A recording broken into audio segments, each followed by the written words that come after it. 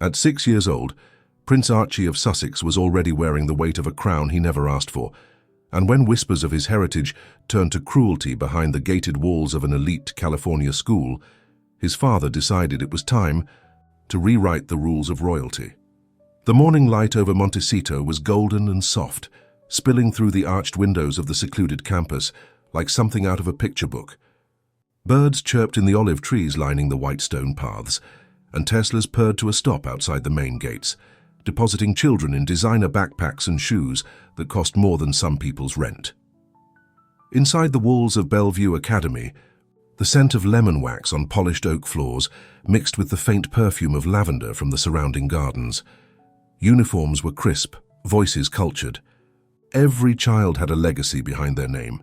And then there was Archie. He stepped into his classroom with his curls slightly tousled, his navy sweater a size too big. He'd insisted on wearing the same one every day for a week. In one hand, he held a paper dinosaur he'd made that morning, proud of its crooked tail. The teacher barely greeted him before launching into the day's schedule. But Archie wasn't focused on the board. He was focused on Madison. She was already watching him. From across the room, her honey-blonde hair braided with precision, lips curled in the faintest smirk. She didn't say anything yet. She didn't have to. Her eyes had already summoned the others, 3 boys and another girl, who turned and looked at him like he was a spectacle. They always did. The bullying had started subtly, months ago, shortly, after a Family Heritage Day presentation, when each student brought in a photo of their family and explained their roots. Archie, shy but proud, had shown a printed photo of his parents, Harry and Meghan smiling on a beach, his dad in shorts and sunglasses, his mom holding him with a grin wide enough to split the sky. When he finished, Madison had raised her hand. "Why, is your dad a prince if he's not even wearing a crown? My mom says real royalty lives in palaces, not weird mansions with chickens." The class had laughed. From that moment on, he became Prince Pretend. They mimicked his accent, exaggerated, and ugly, called him Chicken Duke, whispered behind cupped hands, and one time when the teacher had stepped out, someone had poured glue into his art box. But Archie never told anyone. Not his teachers, not his mom, not even his dad. Because how do you explain that being special made things worse? Today it was the same. As Archie opened his backpack, a note fluttered out, folded perfectly, in pink stationery that smelled faintly of perfume. His stomach dropped. He glanced around. Madison and her crew were already giggling, their hands cupped like little royal courtiers mocking a king behind his back. He opened the note. "Fake prince, go back to your chicken castle." The words stabbed through him with the clean precision of a sword. He crumpled it quickly, tried to pretend it was nothing, but his fingers shook as he shoved it into his pocket. He looked up and locked eyes with Madison. She mouthed a single word, "Cluck." Archie couldn't breathe. He felt heat rising behind his ears, that horrible tightness in his chest that made it hard to swallow. His hands clenched, not from anger but from holding everything in. When the day finally ended, Archie walked out of the classroom slower than usual, dragging his backpack like an anchor. The chauffeur, Mike, greeted him warmly, as always, but Archie barely looked up. He climbed into the car, pulled his sweater sleeves over his hands and stared out the window the whole ride home. That night, dinner was chicken tacos. Ironic, he thought bitterly, and he barely ate. Meghan noticed. She always did.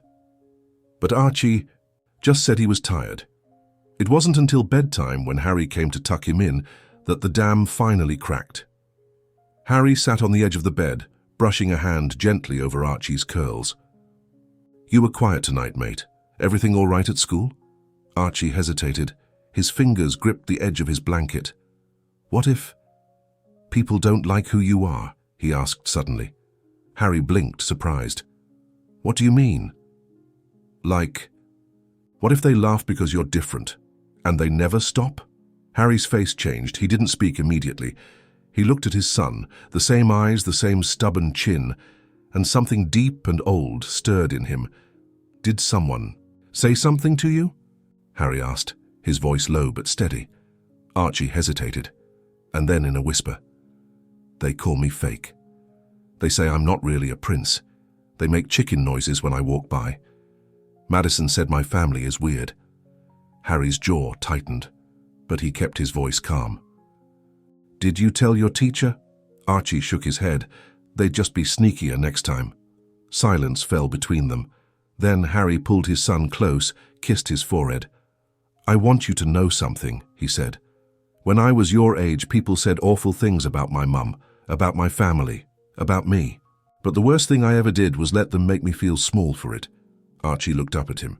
What did you do? Harry took a long breath. His mind was already working. Images, plans, conversations lining up like chess pieces. I'll tell you tomorrow, he said. But just know this, Archie. You have more strength in you than you know, and you're not alone. That night, after Archie had fallen asleep, Harry went downstairs, stood by the window, and stared out into the California dark.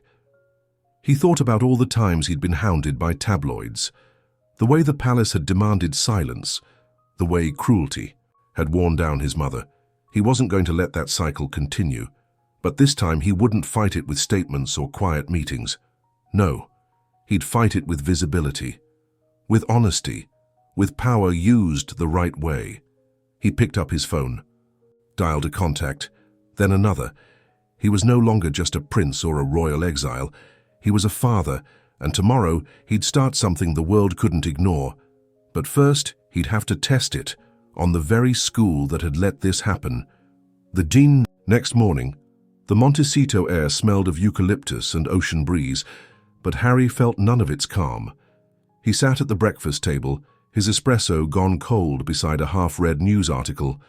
Megan was nearby, casually slicing strawberries into a bowl for Archie.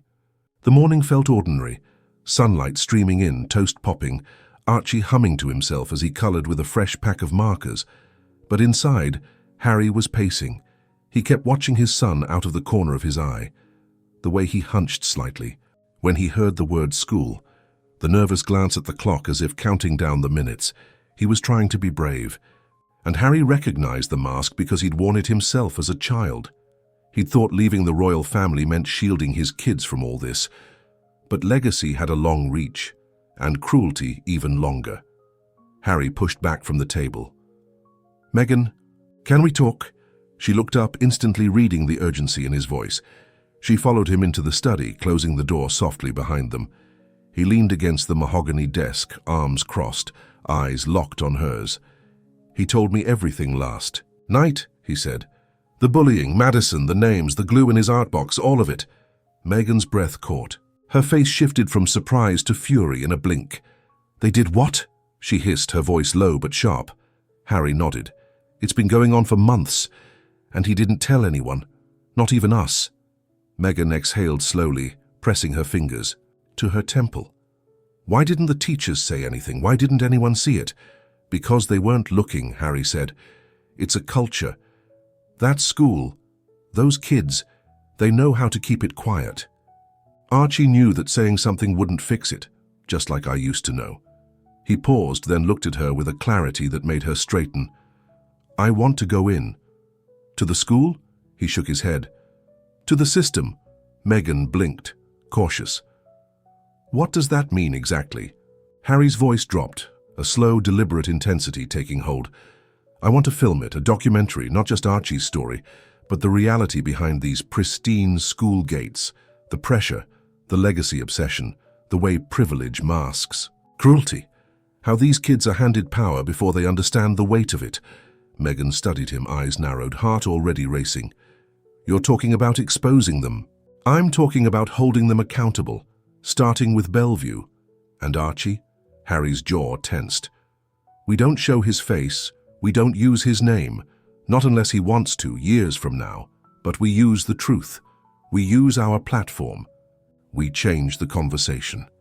Megan was quiet. She crossed the room and sat down slowly on the leather armchair by the window, staring out at the sycamores swaying gently outside. You're talking about going to war, she murmured. Harry's lips tightened. Then let's make sure it's for something that matters. Later that day, Harry requested a meeting with Bellview's headmaster. The man, Edward Colgrave, was a lean, polished Brit in his 50s who had perfected the tone of aristocratic patience. His office smelled of sandalwood and aged paper, its walls lined with old rugby team photos and shelves of worn leather books. He didn't offer Harry a seat, but Harry took one anyway. "I appreciate you coming," Edward said, folding his hands atop his desk. "But I must admit I'm surprised. We haven't had any official complaints from the Sussex household." Harry's stare was flat. "You wouldn't, because you've created an environment where a 6-year-old would rather stay silent than be labeled a snitch." Edward's lips barely twitched. "I assume this is about Archie." "It is," Harry said evenly. "And it's also about the fact that you have students leading coordinated bullying campaigns with zero consequence." Edward shifted in his seat, only slightly. "Children tease, Mr. Sussex. It's not always pleasant, but it's part of the developmental process, learning social boundaries, conflict resolution." "Teasing is a joke about someone's shoes," Harry snapped. "This is humiliation, mockery, emotional targeting, and you're too comfortable behind that desk to see it." A long silence passed. Edward laced his fingers together. "If you feel this strongly, perhaps Bellview isn't the right environment for your son." Harry leaned forward, voice low and dangerous. "He's not the only child being bullied here. You think I'm just a parent coming in to yell about his kid. But you forget. I know what institutional cruelty looks like. I lived it, and I'm not interested in walking away." Edward gave a thin smile. "Are you threatening me, sir?" Harry stood. "I'm warning you." That night, after Archie was asleep and the house was wrapped in a hush, Harry called a friend, an award-winning producer he trusted from a previous docu-series. He laid it out simply. The school, the silence, the kids trapped in gold cages with no voice, and his plan to pull the curtain back. "Are you sure you want to do this?" the producer asked. "Yes," Harry said with zero hesitation. "But I want it done right. Not a hit piece, something bigger. Something that forces these schools to change. We'll need access. Whistleblowers, teachers, other parents. You willing to knock on doors?" Harry almost smiled. "I've knocked on palace doors. These won't scare me." The next few weeks passed in a whirlwind. Megan helped build the framework. Contacts, child psychologists, former teachers willing to speak off the record. They hired a discreet team. Interviewed families whose children had suffered in silence at prestigious institutions, just like Bellevue. But all the while, Archie kept going to school, and Madison kept circling. One afternoon, as the kids were gathered on the playground, Archie sat quietly under the jacaranda tree, peeling an orange from his lunchbox. The petals above him were a riot of violet, and he imagined they were little parachutes falling from the sky. Madison appeared in front of him. She didn't say anything at first, just stood there with her arms crossed, flanked by her usual shadowy entourage. "You think you're better than us," she said finally. Archie blinked. "No, I don't." "Yes, you do," she snapped. "Your mom's famous. Your dad's a prince. You get picked up in a black car, you talk like you're in a movie." He didn't respond. He didn't know how to. There was a strange flicker in her voice, not just cruelty, but something close to confusion. Resentment, maybe. "Your crown won't save you here," she whispered, and with that she turned and walked away. Archie sat frozen. He didn't know why those words hurt more than all the others, but they did. That night, he told his dad about it. About Madison, about the crown. And Harry listened carefully. He looked Archie in the eye and said, "Then let's show them what a real crown looks like." Archie tilted his head. "How?" Harry leaned closer, eyes alight. "By standing up. Not just for you, but for everyone else they've tried to push down." The next morning, Harry put on a navy suit and stepped onto the steps of Bellview Academy, not as a disgruntled parent, not as a former prince, but as something more dangerous, a man with a story, and the cameras were already rolling. What would the school do when the spotlight turned inward, and the silence finally broke? They weren't expecting him, not with cameras, not with a crew, not with the quiet intensity of someone who had prepared every word like a soldier sharpening a blade. Bellview Academy's white-bricked facade gleamed under the early sun, regal, as ever. The iron gates, flanked by manicured hedges and surveillance cameras, had never felt more performative. Harry stood just outside them, microphone clipped beneath his collar, the documentary crew arranged discreetly behind him. Nothing invasive, No wide banners or confrontational gear, but they were there, watching, rolling. The school's receptionist was the first to notice. She watched Harry's approach on the security monitor, then made the call upstairs. Within minutes, Edward Colgrave descended from the main building. His expression was composed, but his gait betrayed a twitch of urgency. "Mr. Sussex," he said, voice flat, "may I ask what's going on?" Harry stepped forward, calm but unshakable. "You may." "I'm filming a documentary. It's about systemic bullying in elite institutions. Your school will be part of it." Colgrave's smile faltered. "You're creating a public spectacle." "No," Harry said. "I'm giving vulnerable kids a voice." "Then I'll have to ask you to leave the premises," Colgrave said, eyes darting to the camera crew. "We won't allow disruption during academic hours." Harry nodded, unsurprised. "I figured you'd say that. That's why I'm not here to film inside. This isn't an ambush, it's a message." Colgrave folded his arms. "To whom?" Harry looked straight into the camera. "To the parents who've never heard what happens in these classrooms, to the children who think silence is the only way to survive, and to the institutions that allow it, because looking away is easier than cleaning house." He held Colgrave's gaze a moment longer, then turned and walked back to the car, cameras still rolling. That afternoon, social media caught fire, a single clip posted on the production company's account, just 45 seconds. Long garnered over 2 million views in under 5 hours. No names, no accusations, just Harry standing in front of a school gate saying one line that pulsed with quiet thunder: "My son was bullied in silence. Now we're speaking for every child who can't." Inside Bellevue's walls, the temperature shifted. Teachers avoided eye contact. Students whispered between classes, and Madison noticed. She noticed the way other children started looking at Archie, not with scorn, but curiosity, some even sympathy. She hated it. At recess, she approached him again, this time more cautious, as if weighing a new balance of power. "Why is your dad making videos about us?" she asked, a sharpness creeping into her tone. Archie blinked. He hadn't expected her. He was sitting by the garden, pulling apart a dandelion, watching the fluff scatter on the breeze. "He's not," he said. "He's talking about bullies." Madison flushed. "Are you calling me a bully?"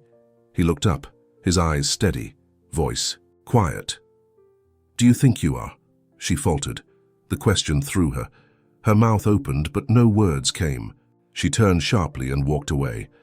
Archie exhaled. It was the first time he hadn't felt small in front of her. Meanwhile, behind the scenes, Harry's campaign was accelerating.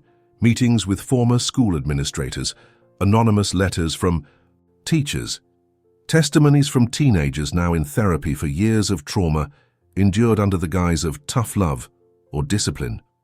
One former Bellview teacher, now retired, agreed to meet Harry off-camera at a private cafe in Santa Barbara. "You're not wrong," she said, voice low, eyes scanning the room. "It's been like this for decades. The more power a parent has, the more protection their child gets. And kids like Archie, different, visible, they become targets." "Why did you leave?" Harry asked. She sipped her tea.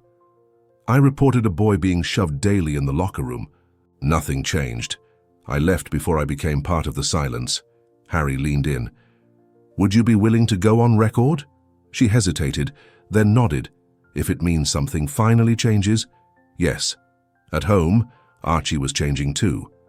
He still came home quiet some days, but not broken. There were moments, small, tentative ones, where confidence peeked through. At bedtime, he asked questions. "Will other kids talk too? Do you think Madison's sad inside? Will this help someone else like me?" Harry always answered the same, "Yes, yes, and I believe it already is." Bellevue was unraveling slowly. Parents began sending emails, asking questions. One demanded a private meeting with Edward Colgrave. Another hinted at pulling donations. A third wanted to know why the school hadn't addressed the media storm. So Colgrave finally acted. A letter went out to all families. "We are aware of recent media attention involving a current student's family. Bellevue remains committed to fostering a safe, inclusive environment. Any concerns are being reviewed internally." Harry read it twice, then laughed once, hollow and short. "Reviewed internally," he muttered to Megan. "The same trick the Royals used. Megan beside him shook her head. They're just hoping it dies down. Then we'll make sure it doesn't. And then something unexpected happened. A letter arrived. No return address, just for Archie, written in neat, loopy handwriting. Megan opened it cautiously, checking for anything harmful. But it was only a single sheet of pale yellow paper. Inside, in careful block letters, "Dear Archie, I'm sorry. I saw what they did and I didn't say anything. I was scared. I'm not anymore. You helped me be brave, thank you." Archie read it in silence. He didn't ask who it was from. He just held the letter for a long time, then folded it carefully and tucked it under his pillow. Later that night, he whispered to his dad, "I don't feel invisible anymore." Harry held him tighter. "You never were." But even as support quietly grew, so did the resistance. 2 days later, a letter from Bellevue's legal counsel arrived. Formal, cold. Any further filming or representation of our institution in public media without consent will result in legal action. Harry read it, then passed it to Megan. "What do you think?" he asked. She didn't even flinch. "I think they're scared." He smiled. "Good." But deep inside, he knew this was the turning point. They had shaken the gates. Now the gates were rattling back. The question wasn't whether they'd win. It was how hard. Bellevue would fight to bury the truth, and what lines they were willing to cross to keep it hidden. It started small. A headline on a niche education blog. "Is Prince Harry weaponizing his son's school experience for fame?" Then another, this. Time in a glossy tabloid that had always salivated over the Sussexes. Insider at Bellevue says Archie was isolated by peers for disruptive behavior, not bullying. Harry knew the rhythm, the deflection, the spin. It was the same pattern they'd used against his mother. Undermine the messenger, distort the truth, plant doubt like seeds in poisoned soil. He sat in his home office, phone glowing with notifications, and scrolled through the headlines as his jaw clenched. His eyes burned, not from the screen but from something colder. Older, they were coming for his son now, and they weren't even subtle. Megan came in quietly, barefoot, wearing a soft cashmere sweater. She carried 2 mugs of tea, placing one by his side. "I saw the headlines," she said softly. Harry didn't look up. "It's coordinated. They're trying to kill credibility before the documentary drops. Make it look like I'm exploiting Archie, like none of it happened." Megan set her hand gently on his shoulder. "We knew it might come to this. It's one thing to come after me," he muttered, "but twisting his experience into bad behavior." "He's 6, Meg." "I know," she said, "but so do the people who matter." Harry exhaled. "What if this just makes things worse for him?" She looked at him carefully. "Then we teach him how to stand taller through it." At school, Archie was starting to feel the shift. He didn't have the language for it yet, but he could sense it in glances. The way some teachers hesitated when talking to him now, overly, cautious like they were afraid of being quoted. Some kids were kinder, yes, but others became colder, more distant, especially those who heard things from their parents at home. Madison was quiet. For 3 days, she didn't speak to him at all. Didn't mock him, didn't look at him. Then, during music class, she passed a folded paper to his desk. He opened it under the piano bench. "You think you're saving everyone, but you're just ruining things." He stared at the words, then looked up. Her face was expressionless like stone. That night, Archie sat curled on the couch wrapped in his favorite blue blanket, staring out at the garden where chickens pecked quietly under a lavender dusk. Harry sat beside him, arms resting on his knees. "Do you think I'm making things worse?" Archie asked. The question gutted him. Harry turned slowly. "Why would you think that?" Archie hesitated. "People at school, they're acting weird now, and Madison said I'm ruining things." Harry was quiet for a long moment. Then he said carefully, "Sometimes, when you shine a light on something dark, people get uncomfortable. They'll say you're causing the problem when really, you're just refusing to pretend it's not there." Archie looked down at his hands.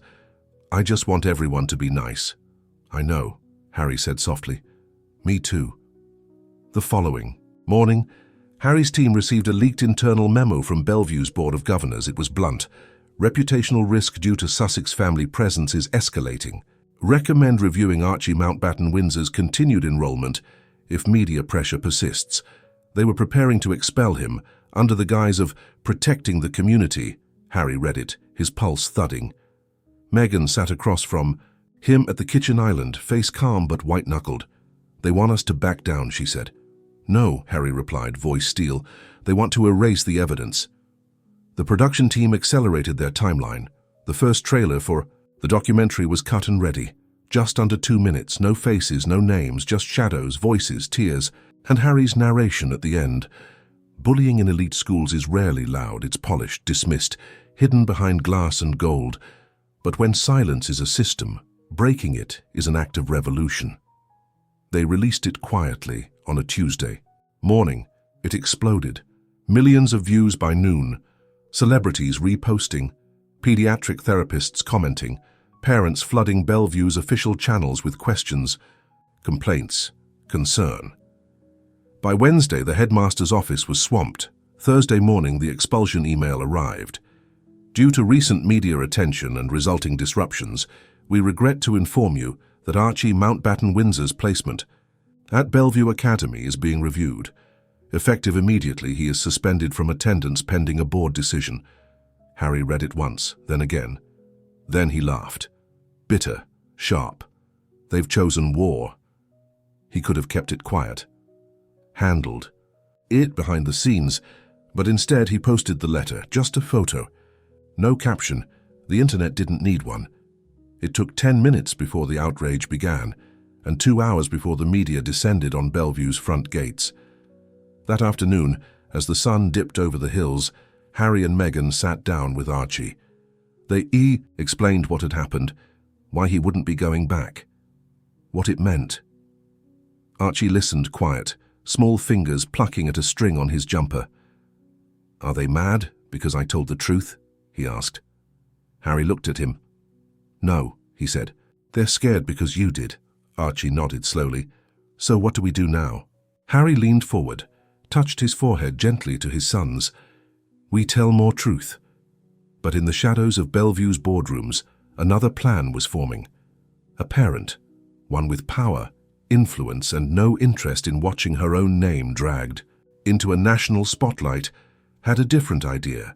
That parent was Madison's mother, and she wasn't just going to silence the Sussexes, she was going to discredit them. It began with a whisper. One teacher anonymously quoted in an op-ed, "I never saw Archie bullied. In fact, he had trouble adjusting to the environment."